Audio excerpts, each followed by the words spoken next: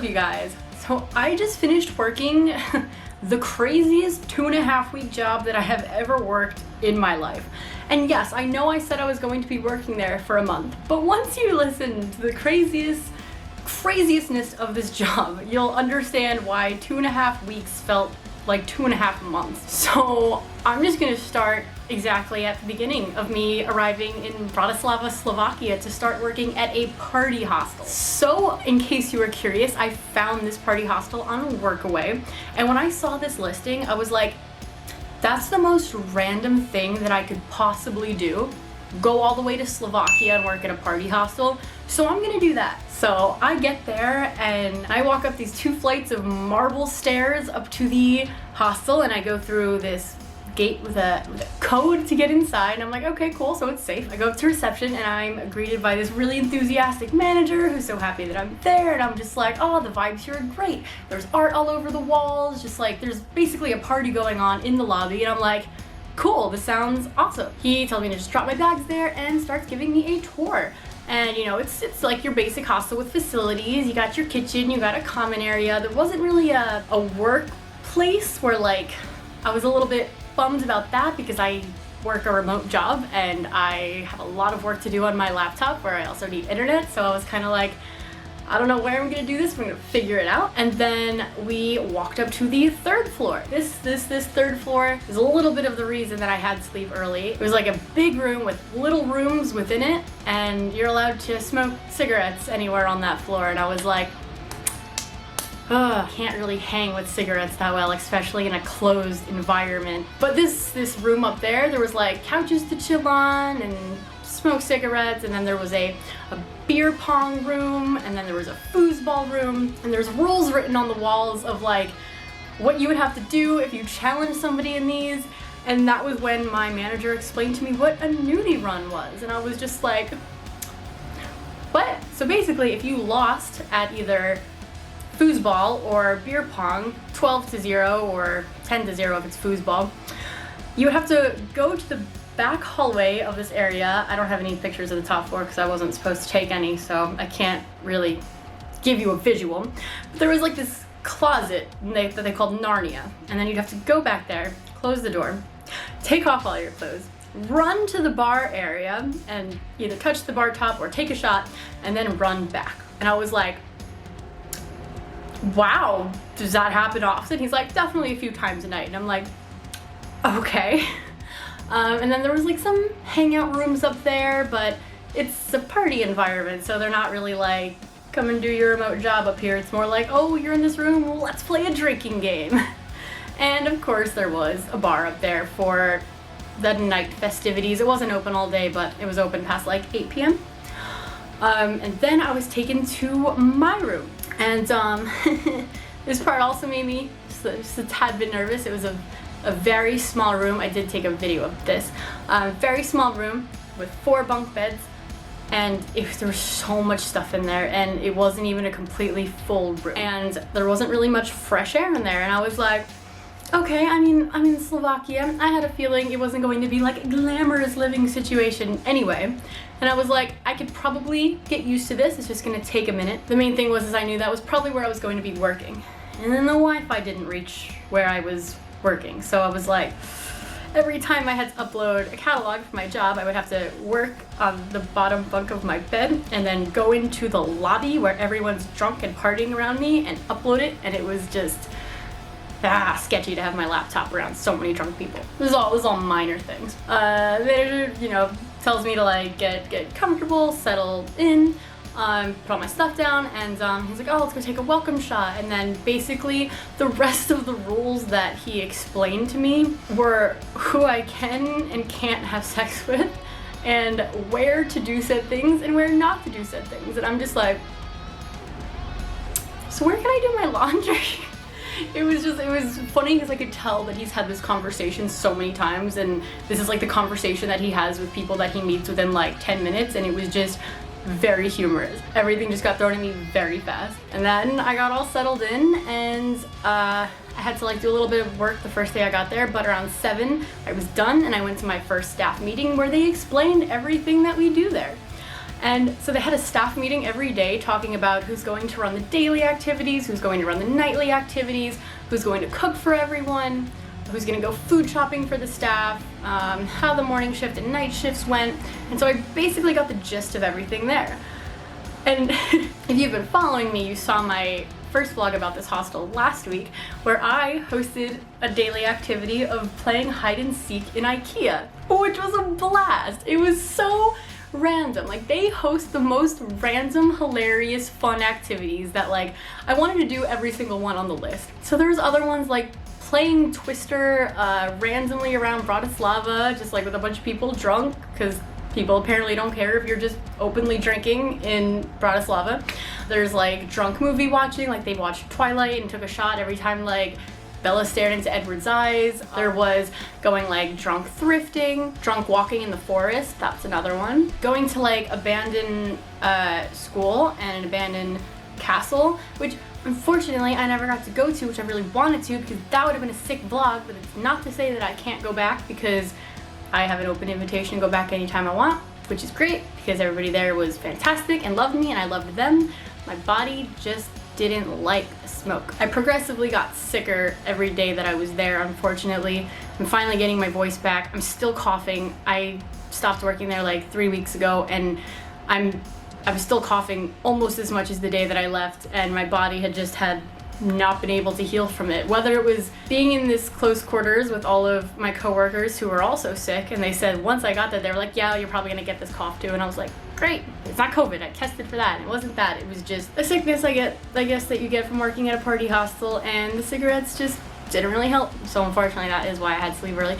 But continuing on, the nightly activities were mainly pub crawls, a river walk, which was really fun. We would get like a bunch of like 2-liter bottles of alcohol. It would be like a mixer, and then like pour like half a bottle of vodka in there. And then we brought like, they said 50 to 60 liters, but I'm an American, so I don't really know what that equates to in US, but a ton of alcohol. And we would just get a huge group of like 30-40 people, whoever's at the hostel for the night, and we'd walk down to the river, and we would look at the castle and start a bonfire. And that was my first nightly activity when I got there, and I was like, yes, of course I'm going, of course I'm doing this. This is crazy, this is awesome. And I had such a blast. So it was between the pub crawls, the river crawls, and then a house party. They would have a house party every Sunday night, and those were the craziest, because when you're out and drinking, most people are like, okay, I have to find my way back to the hostel. I have to be okay until I get there. But the house party, nobody leaves, so people are just in it. They are just drinking because they know their bed is one flight of stairs down, and they are fine. So yeah, there was 2 house parties over the time that I was there, because I was there for 2 Sundays, and there was Pimps and Hoes themed, and then there was Skater themed. And I'm going to talk more about those in my next vlog, which is going to be my craziest stories from working at a party hostel in Slovakia vlog. So make sure you subscribe so you're here for that one, because baby do I have a ton of crazy stories for you guys. And this is just explaining what my job was like, which in itself is just chaos. So there was a few different types of shifts that we'd work throughout the week. And it was either you work a help shift in the morning, which is getting all the beds ready for people to come in at 3 during check-in. It can be anywhere between like 10 to 40 beds that you need to change, so it can be a lot. And unlike the other hostel that I've worked at, this was like if you don't finish your shift on time, you keep working until you do finish. And the only reason that was a problem for me is because I also work another full-time job, and then when I'm working extra hours here, I'm a fast worker, but if I'm working with somebody that's slow, I can't really help that. I can work as fast as I want, but that still doesn't mean that we're gonna get the work done on time. So that cut into like the job that's actually making me money, whereas this is just a work exchange. So that was another unfortunate down part of that. Not a big deal if you're someone that's just there for the work experience, like that's fine then, but it was really hard for me to balance working this work exchange and seeing the city, because I don't even have a Bratislava vlog. I didn't have enough time to learn about the city entirely to make an entire vlog about it. I did get to go out and explore, and it's a beautiful city, but you guys know I love to vlog things, so I'm sad that I didn't get a chance to do that. I'm sure I'll be back one day to do it, because it is an amazing city, and it is close to the next place that I'm going, but we will see. So that was one type of shift, the help shift, and then there's a reception shift where you're basically checking everybody in and giving tours, and oh my god, that was like my favorite thing to do, was give people tours, because like people walk in, we hand them a disclaimer telling them what this place is about, because sometimes we had people walk in that were a lot older, and we did have like an age limit of 34, so people would walk in, they're much older, thinking that it's just a regular hostel, wanting a cheap bed in Bratislava for a night, because it's a pretty expensive city for Eastern Europe. Usually Eastern Europe's a lot cheaper, but Bratislava is getting a little bit more touristy, so it's pretty up there in the prices. So people would walk in and just think it's a regular hostel, and it's like, oh, actually no, like this is a party environment, and it's pretty crazy. So once they read and signed the disclaimer, we would then, you know, just get all their information and take payment, and then give them a tour of the hostel, basically talking about, oh, if you're too hungover the next day, like this is gonna be like the late fees. Oh, do you want a beer? Because we sell beer at reception. Telling them about like the kitchen, and then up in the bar area and what happens up there. And so what I liked was we were able to put our spin on whatever we wanted on the tour, as long as we got all the information down. And once we got up to the top floor, I would always be like, all right guys, like this is where the crazy stuff happens. This is the party area. Like you're probably gonna see naked people like running through the hallway. You're probably gonna have people pouring shots into your mouth. I love doing that. We'll get there, but I love doing that. You're gonna be facing people in beer pong, but don't lose. You're gonna be doing this, and just like really like hyping it up, and like I loved watching how excited people got, and then they'd already be starting to drink their first beer, so everybody's just getting excited. And for the most part, it was such an awesome, like, positive environment, and we would always also say that it's a safe place. Like if you don't feel comfortable, come and let some of us know, any of the volunteers, and we will take care of it. I never hosted a pub crawl, because though I wanted to, I thought before getting there that it would be like, oh, here's a group of 8 to 10 people, just like lead them around, take them to bars. No. It was like, here's a horde of 40 drunk people. This was never a thing, okay? There were never so many people in reception that you cannot face everyone.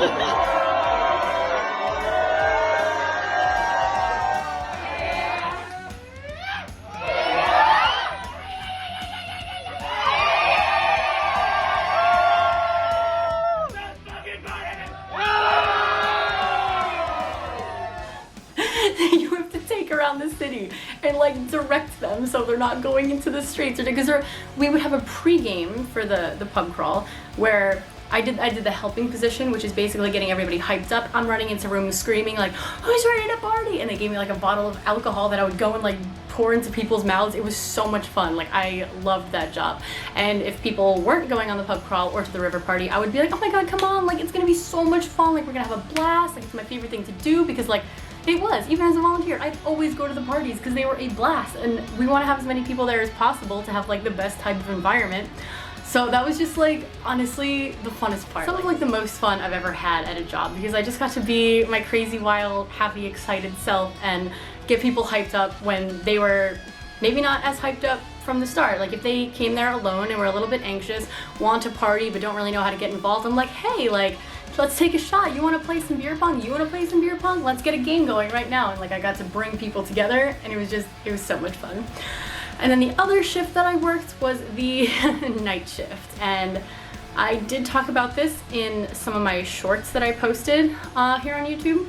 But if you didn't see that, you can watch the full story in my Craziest Stories vlog that I'll be posting next week, because that night shift was the craziest night of my life. There was never a second where something crazy wasn't happening between 9 p.m. and 9 a.m. It was just complete chaos the entire time. There was also a morning shift, but I never had a chance to work those, so I don't really know what they were like, but I'm assuming it's just having people check out and you being there to collect the keys. It was cool that we were able to like cook, we would cook a vegan dinner every night. And if you were the one that cooked, you would get to collect the profit from it. Like volunteers always got to eat for free, which is great. I really didn't buy much food when I was there. But if you cooked like a giant vegan meal for everyone, you would get like 20 euros to do so. Cook for as many people, like usually like 30 people. You see how many people show up. And then they pay $5 a plate, and you collect money from that. And it was, we'd make like alcoholic drinks with it too. So it would usually be like that would start the dinner, and then we would get everybody upstairs to pregame, and then we would either do the pub crawl, the river party, or the house party. every night of the week. It was go, go, go, nonstop. By the end of it, I think like the last 5 days before I left, I had like 10 hours of sleep total.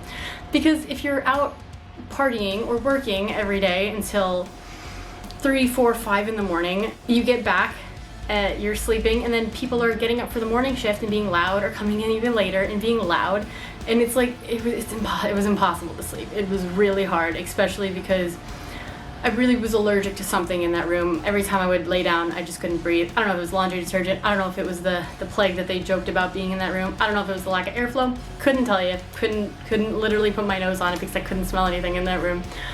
So I was just completely sleep deprived and delirious. So that is what you can expect in the next vlog, where we really dive into all of the things that happened when I was personally there, because that was a sight to see.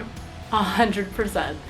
And now that I know about these party hostels in Eastern Europe, I'm definitely going to be going to more. I don't know if I'm going to be working at any more, not because I didn't have a good experience, but because I actually just obtained another remote job. So I don't think I can work 2 remote jobs and work exchange and vlog for YouTube and enjoy my life at the same time. So it's just going to be a lot more traveling on my own from here on out. Which is great, because then I have more time for you guys and can really keep going to a bunch of different places as opposed to just working in one. But on that note, I will see you guys on the next one when we talk about the craziest stories about working at a party hostel in Slovakia.